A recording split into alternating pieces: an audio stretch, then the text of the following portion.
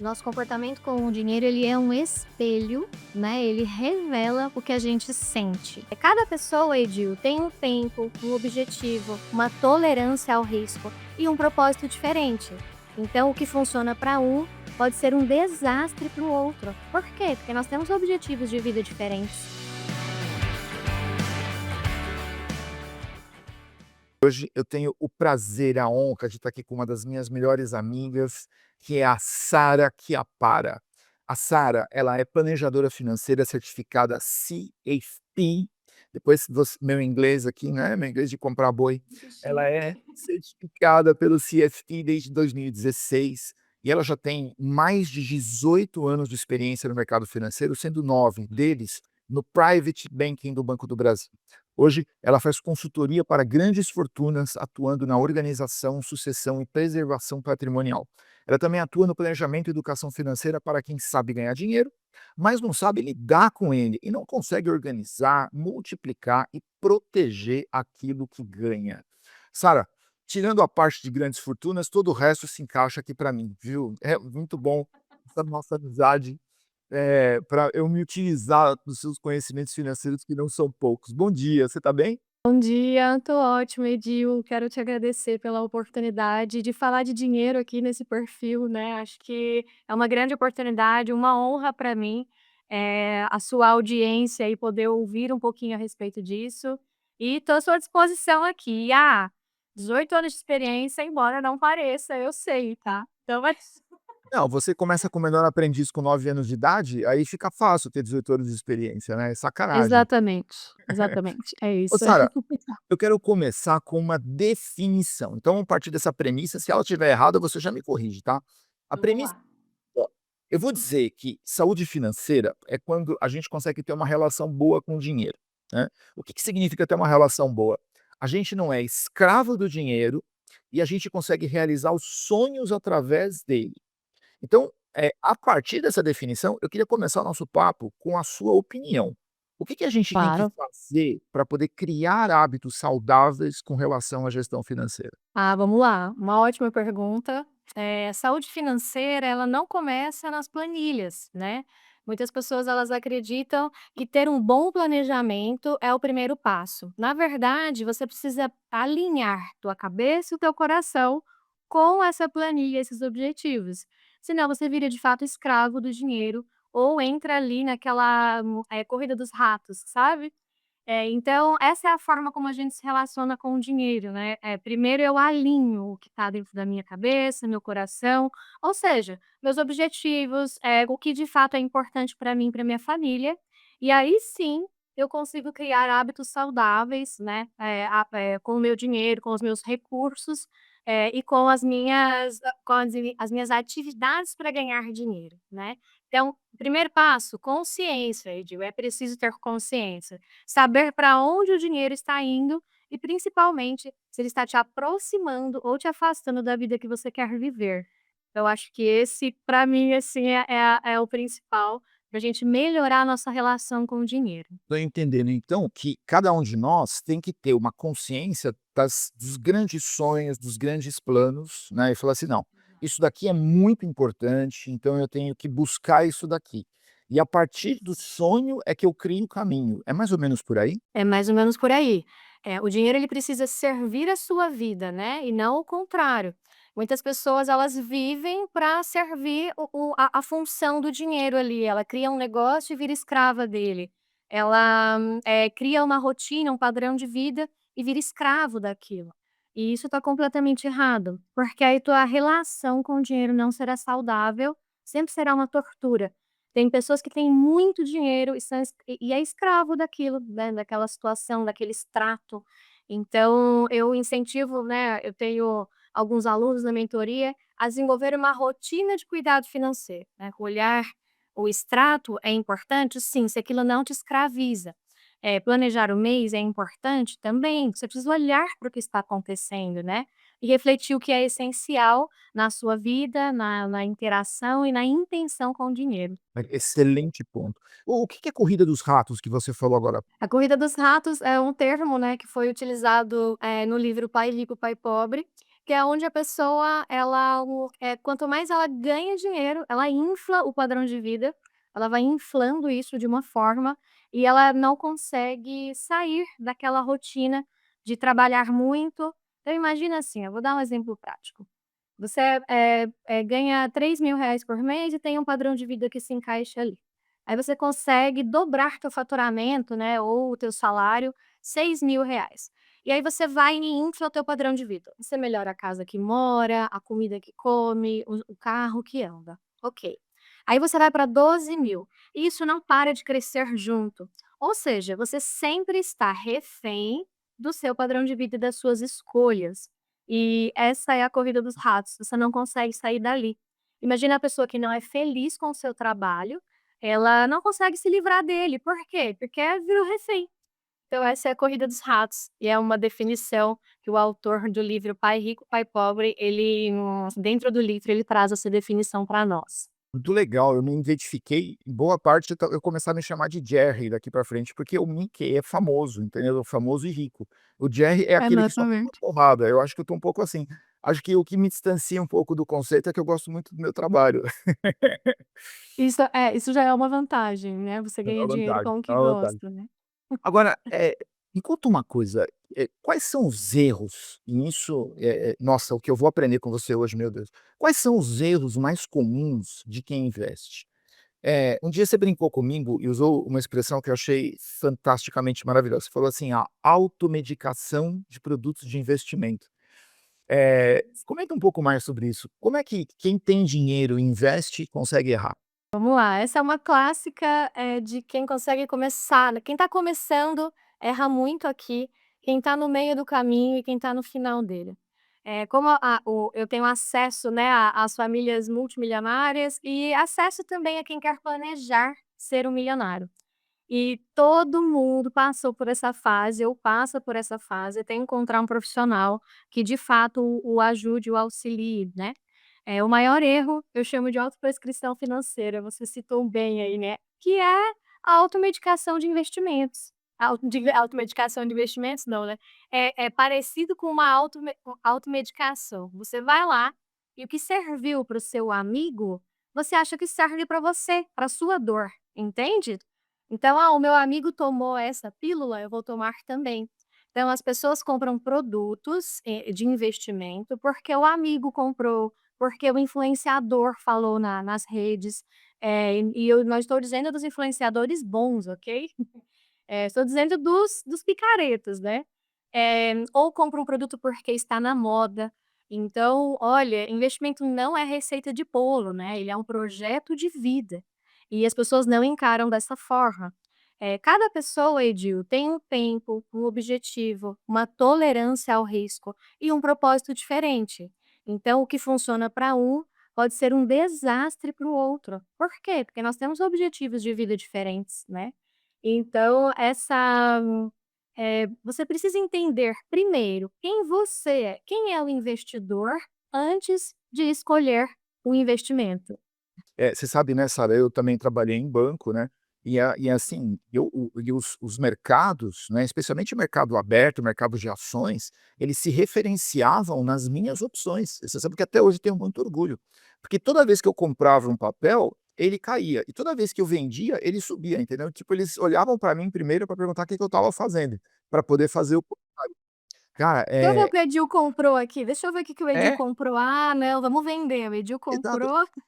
Cara, eu entrei para a história como sendo o grande responsável pela queda e subida dos preços de Petrobras, sabe, de Vale, sou eu. E você vê, né, tem muito a ver, 100% a ver com isso que você acabou de explicar, né, tipo, cada um tem um perfil. E eu ficava incomodadíssimo, cada 0 ponto que subia ou que caía. Eu sou conservador, vamos lá para fundo conservador. Eu tenho esses planos aqui, para poder chegar eu tenho que poupar dinheiro ou antecipar a receita através de empréstimo, que sempre é um perigo, daqui a pouco a gente fala nisso, né. Agora, ô Sara, antigamente, né, quando nos anos 80 90 tinha 2 3 produtos só financeiros, hoje não. Hoje o nível de complexidade é muito grande. O que que uma pessoa que não vive do mercado financeiro tem que conhecer para poder acompanhar? Qual que é o mínimo? Que dicas você dá básicas para isso? O mundo dos investimentos, ele realmente parece um labirinto e E é mesmo, viu, Edu? Tem muito detalhe, né, os pormenores, eles são infinitos dentro do mercado financeiro. Então, o segredo não é saber tudo, mas é saber o suficiente para fazer boas perguntas. Então, isso que você disse agora, né? Olha, Sara, eu comprava ações e aquilo estava completamente fora do meu perfil. Então, se você soubesse fazer as perguntas certas, talvez, porque tinha conflito de interesse nas vendas, né? Mas Verdade. talvez você não tivesse entrado em algumas frias aí, né? Em alguns caminhos ruins dentro dos investimentos. A bolsa de valores é incrível para quem tem perfil para isso, né. Então, antes de querer dominar todos os produtos de investimento, que nem nós, que somos do mercado há tantos anos, dominamos, né, cada dia é uma novidade, uma coisa nova, é preciso entender para que o dinheiro serve na sua vida, e quando esse propósito ele está claro, a escolha fica mais tranquila, simples e leve, né. O desafio hoje, Edil, não é a falta de informação. Sobre qualquer produto que você quiser saber, é só escrever no YouTube e você vai aprender sobre ele, né. Então existe hoje um excesso de informação. Mas será que aquele produto é para mim? Né, então tem muito barulho para vestido de dica financeira na internet hoje. Então a atualização mais importante, ela é emocional e comportamental para entender se aquilo é para você. É por isso que saber fazer a pergunta certa é o caminho. Eu costumo dizer assim, né, na mentoria, alguns alunos que nós temos aqui, você já fez a tua reserva, né, que é para te dar liberdade? Se você ainda não fez, não é hora de ativos absurdamente arriscados, que oscilam toda hora. Você já, ok, fez esse passo. Agora vamos lá, vamos estruturar essa casa? Já fez o alicerce, vamos colocar as colunas? Depois vem o telhado, depois vem o charme da casa, né, os detalhes. Então, as pessoas elas precisam entender que essa construção, ela tem alguns passos importantes, mas as pessoas querem pular o caminho. E sabe por quê? Porque elas querem ganhar dinheiro muito rápido. E o coleguinha disse que ganhou dinheiro rápido comprando criptoativos ou uma determinada ação. E aí ela entra, mas sem fazer essas perguntas para si, né? Isso é para mim? Não é? Poxa, eu para escolher esse investimento, isso aqui faz sentido? Eu posso vender rápido? Não posso? Quando eu preciso desse dinheiro? Aí sim, Edil, nós conseguimos fazer uma indicação. Então, não é simples. Eu poderia te falar aqui uma lista, né, de produtos. Olha, gente, a LCA, a LCI, o CDB, é um fundo DI de crédito. Mas, primeiro, nós não podemos fazer indicação sem saber, né, o perfil da pessoa. Então, são dicas, né? Olhe para o teu perfil, entenda se você suporta e tolera esse produto que estão te indicando e faça boas perguntas. É arriscado? Posso perder dinheiro em 30 dias? Olha, eu vou precisar desse dinheiro daqui 3 meses. Às vezes a carência do produto é de 6 meses, 1 ano. Não é para você. Você precisa do dinheiro mais rápido. Então acho que essas perguntas, elas facilitam as escolhas, né. A volatilidade, olha, isso vai do céu ao inferno, quanto tempo? Olha, em um dia vai do céu ao inferno esse produto. Não é para mim, eu não tolero, eu não gosto de perder, né. Então, acho que fazer as perguntas certas vai te ajudar a escolher produtos mais coerentes com a tua vida, com o teu perfil. Maravilhoso, maravilhoso. Nossa, o que você está falando é de um valor gigantesco. Eu estou entendendo então que a coisa vai de dentro para fora, né, então assim, eu tenho que olhar primeiro, você já ensinou, o sonho que eu tenho que realizar para eu poder construir o caminho. Depois que vou no destino, então aí eu vou para onde eu estou, que é dentro de mim. Qual é a minha aptidão para risco, como que eu ganho dinheiro, como é que eu gasto para poder saber o quanto que eu estou economizando aí então, eu vou escolher aquele ativo financeiro que vai ser adequado ao meu perfil. E uma coisa que eu aprendi com a vida, Sara, até queria escutar você, e você não pode Sim. sofrer, né. Assim, não pode sofrer porque está tendo uma rentabilidade baixa e não pode sofrer porque está tendo uma rentabilidade volátil. Vou te falar outra coisa de mim aqui, né, uma coisa que sempre me atormentou, né. Eu trabalhava em banco, bom, tenho 2 filhos, tal, tenho todas as despesas, né. E aí depois eu empreendi, fui para o mercado de educação, depois eu montei uma empresa junto com outros 2 amigos queridos, e tal. E aí, surge cada vez mais aquela coisa da necessidade de ter uma reserva de emergência, reserva de emergência. Tá. Às vezes os titular não estão dando conta do recado e tem que fazer reserva, mas tem que fazer reserva, que a gente não sabe o dia de amanhã, né. Me fala um pouco sobre isso aqui, né, pra como é que você cria uma estratégia para a finalidade da reserva, e o quanto que você acha que é ideal, ou o que você acha que é ideal? Ótima pergunta. Eu tenho um pouquinho de implicância com o nome reserva de emergência, porque parece que a gente está sempre se preparando para um problema. E essa reserva, ela na verdade, eu prefiro chamá-la, né, de reserva de liberdade. E por Liberdade, quê, né? ótimo nome. Exato, essa reserva, Edil, ela é o alicerce da sua paz financeira, né. Eu adoro chamá-la assim, porque, ela não serve só para os imprevistos, né, ela serve para te dar uma escolha, para que você decida com calma e não por desespero. Então, o valor ideal depende da sua fase, do seu padrão de vida. Tem gente que dorme tranquilo com 3 meses guardados, tem outras pessoas que precisam de 1 ano. O ponto é, qual valor vai te trazer paz? Então o valor ideal para minha reserva de liberdade, essa é a medida certa, é o que vai te trazer paz. Então eu vou dar o meu exemplo para você. Eu fiz transição de carreira há 4 anos atrás. Pra mim, Edil, o que me trouxe paz para tomar a decisão foi ter 3 anos, Edil, 3 anos do meu padrão de vida guardados. Eu não abri a mão dessa paz. Por quê? Porque eu fui empreender. E o empreendedor pode dar resultado em 6 meses, em 3 meses, em 1 ano, em 2, em 3 anos. Então, o que me trouxe paz foi um valor um pouco maior. Claro, quem tem filhos pequenos, você precisa fazer essa conta, né. Eu vejo o meu marido aqui, a maior preocupação dele: "Vou conseguir pagar a escola da minha filha?". Então o que que traz paz para ele? Ter o valor de reserva do ano todo de escola da filha dele. Eu percebo que é isso que traz paz. Então, Edil, qual o valor que te traz paz, né, os nossos ouvintes aqui. Essa é a reflexão que você tem que fazer para a sua reserva de liberdade. Eh, essa reserva, né, ela precisa ser feita de forma inteligente, sem travar tua rentabilidade, claro, porque a taxa de juros está altíssima, então é preciso investir. Mas não em ativos que travam teu dinheiro por muito tempo, né, precisa ter segurança e crescimento ao mesmo tempo. Então, são os ativos ali livres de risco que nós dizemos, né, dentro do mercado. Isso pode ser feito através de título do tesouro atrelado à Selic, pode ser feito através de ALC e a LCI, e você precisa ter cuidado, por quê? Porque ela tem um prazo de carência, então é preciso ter esse cuidado. Os CDBs podem ser utilizados, mas tem que, ficar atento, porque ele tem imposto de renda.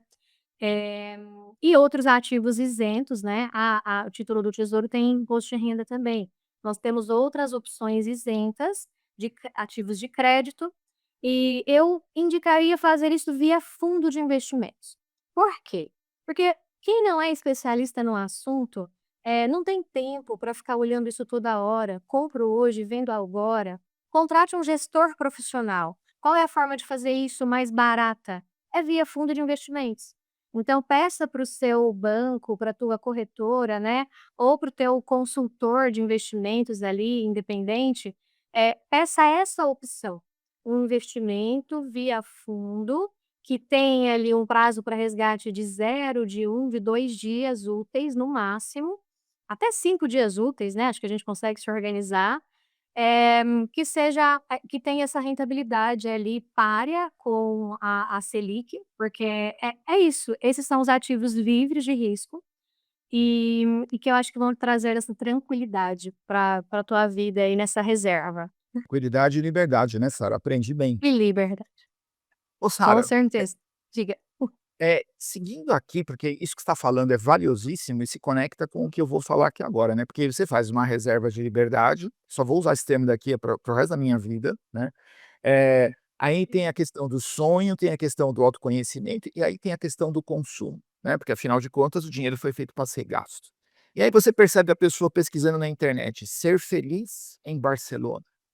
Aí tá lá: "Melhores bares de valência, né. Aí a pessoa escreve assim: "Quem não converte não se diverte". Aí depois a pessoa começa a pesquisar falência civil.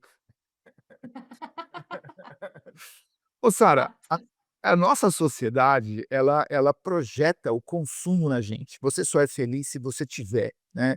E você só Sim. para você ter, você tem que gastar. E para você gastar, se você não tem o dinheiro, você antecipa o dinheiro que ainda você vai receber. Essa antecipação de receita se chama empréstimo. E esse empréstimo Exato. depois, como você acabou de falar da taxa de juros, ela tá alta para quem aplica, imagina para quem toma dinheiro emprestado, a pessoa Alguém depois paga essa conta, alguém tá pagando alguém essa conta, né, alguém então tá pagando essa conta.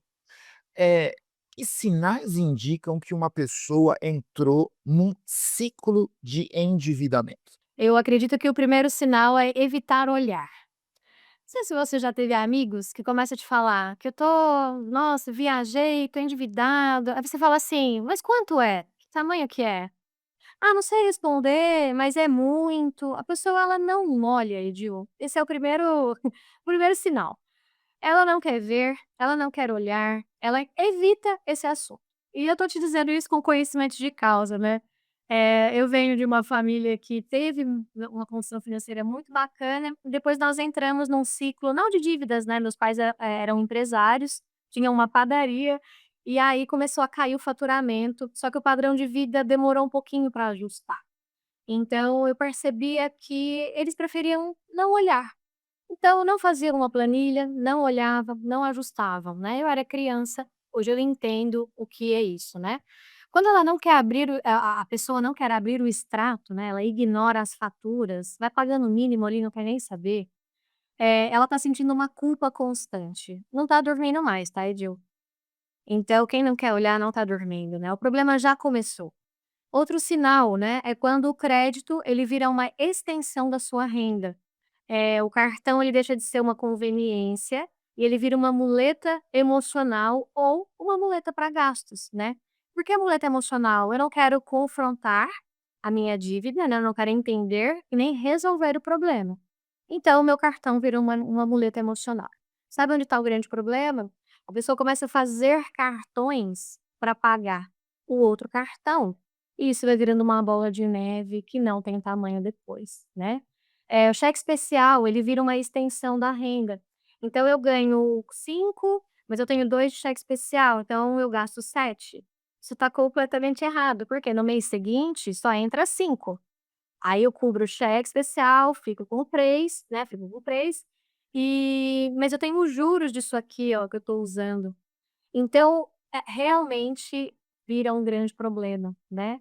E tem o terceiro, mas ele é bem sutil, né, um terceiro sinal, mas muito sutil, só que ele é revelador. É quando a pessoa sente que trabalha, trabalha e o dinheiro nunca dá.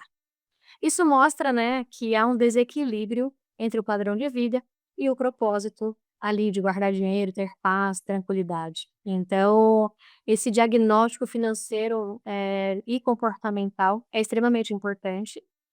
A pessoa precisa identificar exatamente onde está o vazamento emocional do dinheiro.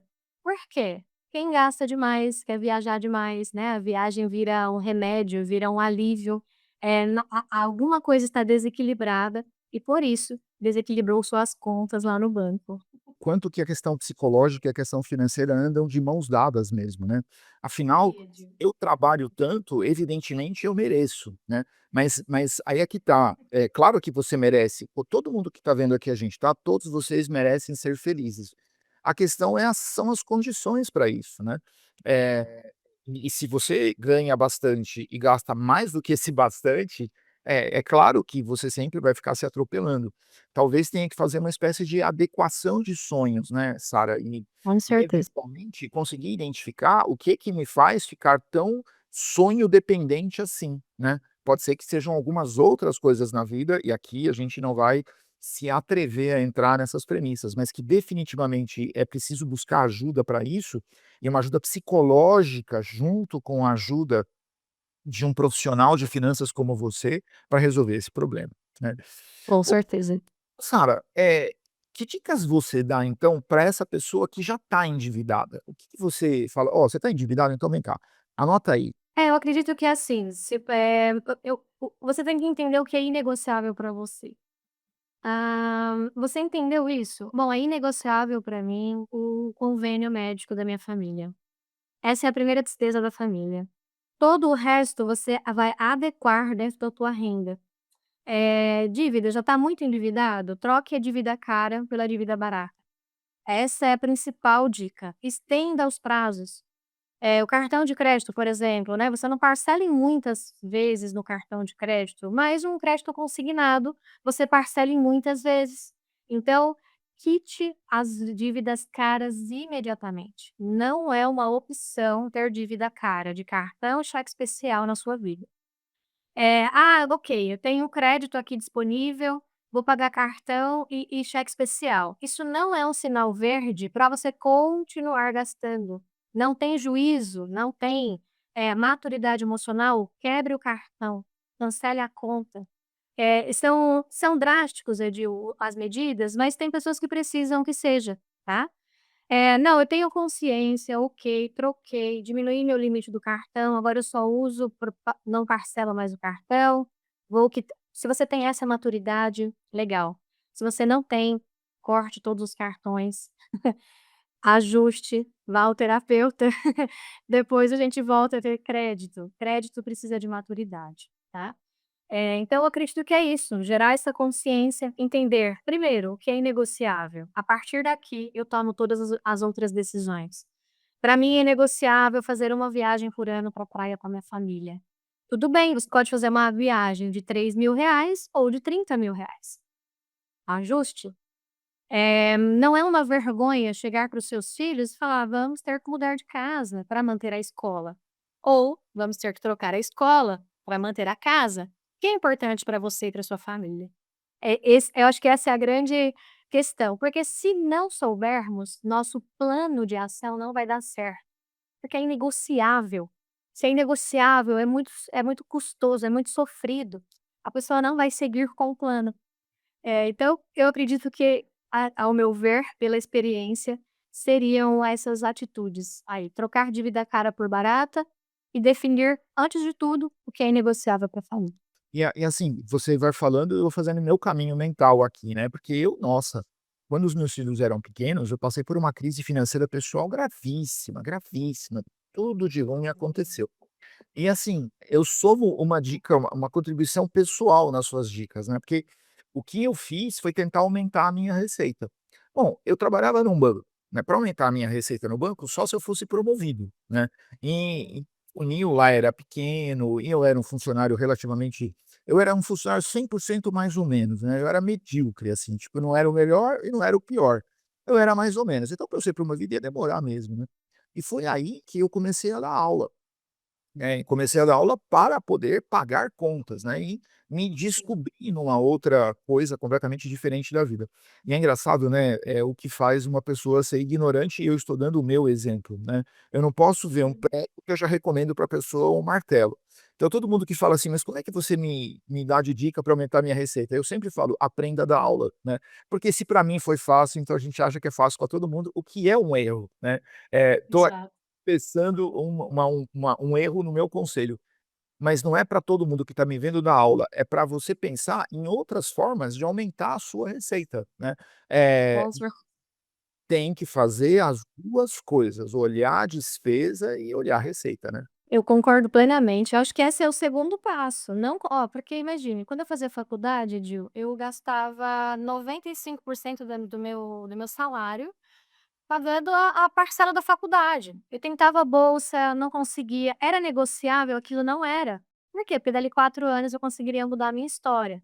Hoje é diferente, você consegue ter habilidades que te geram receita mais rápido. Então o que que eu comecei a fazer? Lá na época eu virei revendedora de semijoias, isso virou um negócio depois. É um negócio da minha família hoje, né, nós temos uma loja de semijoias na internet, online.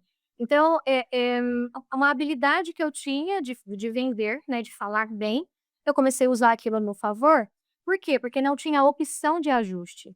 Você pode e deve procurar outras fontes de receita. Essa é uma das dicas que eu também entrego para os meus alunos. Tem uma casa grande, está sobrando um quarto, Hoje em São Paulo muitas pessoas fazem isso, né, abrem o Airbnb, ali daquele quarto para ajudar nas despesas.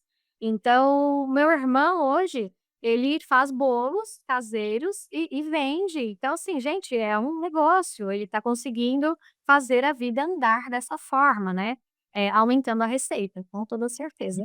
E eu entendo que isso tem que ser um motivo de muito orgulho pessoal, né, porque, Sara, a gente sabe muito pouco da gente mesmo, né, essa coisa da busca por novos talentos, por novas aptidões, isso pode ser transformador. Para mim foi, Sara, se eu tô aqui onde eu tô hoje, foi em função disso. Eu não tô dizendo que sempre que você toma um remédio amargo, você vai sarar da sua dor, não tem nada a ver uma coisa com a outra, mas eventualmente isso pode acontecer, né.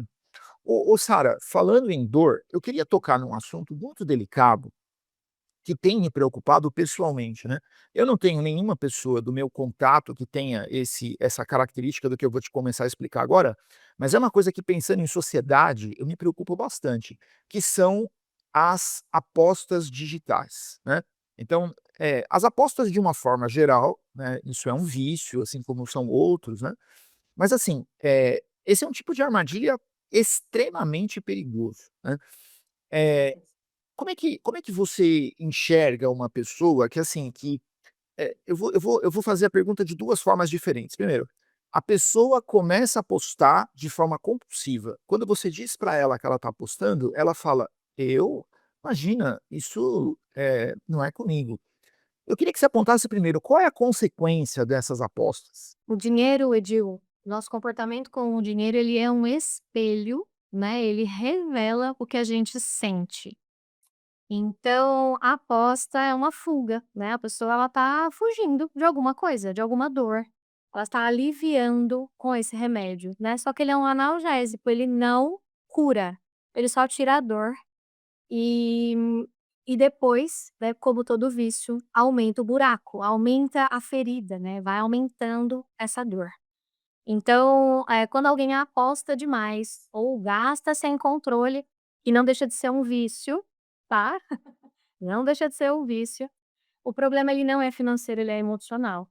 É uma tentativa de fato de aliviar algo interno, né, como ansiedade, solidão ou medo.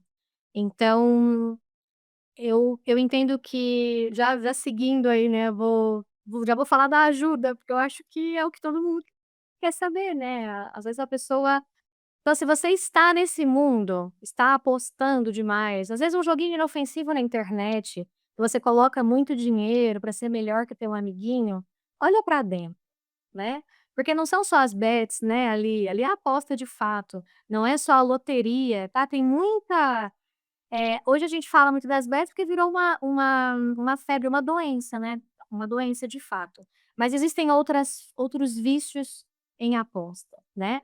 Então você que está ao lado dessa pessoa, você não apontar isso é muito agressivo. Pensa assim, ela está lá dentro do poço, sentada, ela não está pedindo ajuda. Né, porque a maioria não está pedindo ajuda. Então ficar apontando, você só vai afastá-la, né, só vai afastar mais.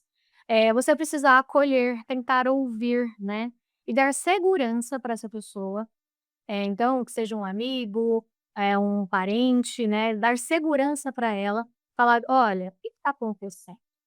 Por que que você se tranca num quarto, pra ficar dentro desse mundo aí, né? Por que que você está se endividando dessa forma?" Tentar fazer ela refletir do porquê de fato. Porque as pessoas ficam mentindo, né? Ela fala em um porquê que não tem nada a ver. "Ah, imagina, que meu amigo ganhou, eu vou" né? E vai ali viajando nessa história. Essa mudança ela nunca vai nascer de um julgamento, ela vai nascer de consciência, da consciência. A pessoa não consegue conversar com você, mas ela tem uma namorada, um namorado, ela tem essa pessoa tem um chefe, às vezes. Eu acho que não expor de uma forma agressiva, mas pedir para a pessoa ter uma conversa, perguntar o que está acontecendo, para entender a parte emocional por trás. Eh, eu acho que isso é algo assim todos os dias dos meus atendimentos chega alguém, né, com problemas financeiros, essa é a minha especialidade, né, essa eu cuido de pessoas com essa dor, né. E ninguém muda o que ainda serve de anestesia, viu, Edil? Então, poxa, é muito importante entender qual dor eu estou anestesiando com esse joguinho, com essas apostas, com essa compulsão. Então, o primeiro passo é para você que está vendo alguém aí perto, né, se você está perto dessa pessoa, ajude a reconhecer o comportamento e não elimine a força. Não pega celular, joga na não faça isso, porque isso vai fazer ela se afaste de você, né. Tem um trabalho de reconstrução emocional com dinheiro que a gente faz na mentoria que é muito bacana, que é descobrir, olhar para dentro mesmo, trazer, às vezes, alguém para conversar, para gerar essa consciência, né. Elas precisam descobrir, elas não sabem ainda que elas precisam de ajuda, ela precisa descobrir, né, isso. Então, essa clareza emocional acho que é o que vai tirar as pessoas aí desse buraco. Maravilhoso, aula. Ah, Sara, você está dando uma super aula. Tomara que Isso muita mesmo. gente escute isso que você está falando. A minha leitura aqui, Sara, é que assim, o que nós falamos até agora é basicamente de uma coisa intangível, que são os nossos sonhos, os nossos planos, aquilo que nos faz bem, aquilo que a gente tem medo, né, que são todas coisas intangíveis, né? E do outro lado, as realizações, né, e essas realizações são as viagens que a gente faz, as coisas que a gente compra, e aí você tem um ponto que liga um ao outro, que é o dinheiro, né. Se essas 2 coisas estiverem descasadas, você vai ter problema aqui no meio, que é o dinheiro, né. Isso nossa, a aula que você deu para mim hoje aqui, ela é muito clara nesse sentido. Então vem cá, a realização nunca vai ter nada de errado. Então, se ela não está conseguindo atingir do jeito certo, é porque tem alguma coisa aqui no imaterial. E aqui é cada um que tem que cuidar dentro de si mesmo, né. Então, que sonhos, que planos, que habilidades para você poder gerar recursos, como que você lida com as suas frustrações, com as comparações, né. Nossa, Sara, aprendi muito, viu. Queria te agradecer muito. Eu tô com o coração cheio de raiva e de tristeza, né. A raiva é a injustiça do tempo, né. E a tristeza também faz parte da injustiça do tempo. Eu queria te fazer uma última pergunta aqui no nosso papo. Essa é a que a gente faz para todo mundo que a gente convida aqui. Então, se prepara, ela tem e não tem a ver com dinheiro. Sara, o que é liderar? Olha, eu gosto muito de falar de liderança. Para mim liderar, Edil, é inspirar clareza com o próprio exemplo. Então, quem vos fala aqui hoje sobre dinheiro é uma pessoa que passou muito apertado com dinheiro, né. Uma pessoa que teve que sair de uma situação de não de miséria, porque os meus pais já haviam vencido essa etapa, mas romper bolhas, né, para chegar onde queria e onde desejava. Então, eu acho que liderança, Edil, é fazer o que precisa ser feito, mesmo quando ninguém está olhando. Essa é uma liderança que inspira as pessoas, né. Quando se trata de dinheiro, liderar é assumir as rédeas da própria vida. Eu costumo dizer que a verdadeira liderança, ela não começa no palco, né, ela começa no espelho, é com você. É quando você decide que vai parar de culpar o mercado, o governo, teu parceiro, teus filhos e vai tomar decisões conscientes. Isso é liderança de si mesmo, né? Então é um dos pontos mais transformadores, quando isso é um dos pontos mais transformadores quando as pessoas percebem que liderar as suas finanças começa com a liderança das suas relações, das suas escolhas, da sua própria história. Então, o dinheiro, de fato, ele só é o reflexo do quanto você está no comando da sua vida. Isso para mim é liderança. Amei, amei. Sara, se as pessoas quiserem falar mais com você, qual que é o seu canal no Instagram? Conta aqui pra gente. Ai, que bacana, obrigada pela oportunidade de poder compartilhar. Bom, é o arroba Sara_Chiarapa, com P no final. Esse é o meu Instagram, meu LinkedIn e o meu canal aqui no YouTube. Então, são todos com o mesmo nome aí, com esse underline no meio. O meu Sara não tem H no final, então Sara_Chiarapa. É um nome diferentão, não tem jeito, vocês vão me encontrar aí, me sigam, apoiem meu trabalho, é uma para nós, né, estar aqui em frente às câmeras não é tão óbvio quanto para o Edil, né, ele já é aí macaco velho nessa história, e nos apoie aí que vai ser de muita valia e de muita importância. Muito obrigada, viu, Edil, pela oportunidade, por abrir o seu espaço aqui para falar de um assunto tão importante que todo mundo tem, dúvida a respeito, todo mundo quer falar a respeito, e as pessoas não têm coragem. E eu tô aqui para te ajudar nessa missão. Adorei, Sara, obrigado pela aula. Pessoal, o nome da Sara vai estar aqui direitinho embaixo, aqui na descrição do vídeo. Entrem lá, acompanhem, aprendam com ela. Essa mulher maravilhosa, encantadora, a quem eu tenho uma imensa admiração, um orgulho muito grande de ser chamado de seu amigo, viu, Sara? Muito obrigado por tudo, viu? Obrigada. Uma Gente, honra para mim, Edil. para Obrigada. mim, pode ter certeza, viu, querida? Para mim. Bom, pessoal, eu tenho certeza que vocês curtiram. É impossível que você não tenha curtido. Se você não curtiu, você faz o seguinte: assiste de novo, porque se você não curtiu, porque você não captou o tanto de dica boa que essa mulher aqui deu. Na semana que vem a gente tem mais vídeos aqui. Obrigado, gente. Até a próxima. Valeu.